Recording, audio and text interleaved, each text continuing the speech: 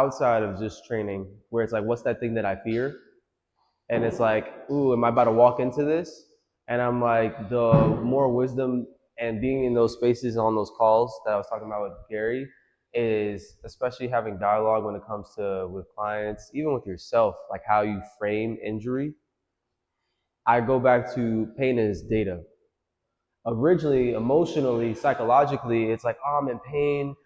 This is about to take money in my pocket, especially if you're a professional athlete. Like, that's a whole different conversation. But even for somebody who's just trying to be in shape, oh, it can slow me down, or I got this thing, or whatever the case is, versus it's like, okay, if it's data, it's like, okay, I've been the same way you're like, we've had that conversation regarding physical, tangible things, like with our body fat. And it's like, okay, I've been doing something that I wasn't supposed to do for a long period of time versus what I was supposed to be doing, I was doing.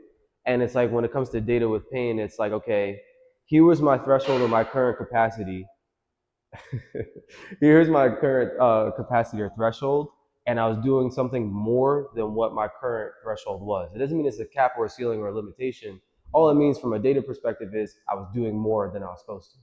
So the data is like, okay, rather than like weaponizing the exercise or what I was doing, like, I got to get rid of the press, or I got to get rid of the thing. It's like, okay, let's look at the whole pie. Let's assess where I was with my sleep, where I was mentally. Was I stressed out? Was it a volume thing from training? Like all of this is attached to the pie. Sometimes we just clear the pie and it's like, I'm not moving. I'm like, was it all of the facets in the pie? Or is it maybe one facet or one factor that I can manipulate and change? And now I'm recovering, I'm rehabbing that specific injury that it was, and now I'm in the game again. And now I'm improving my current threshold.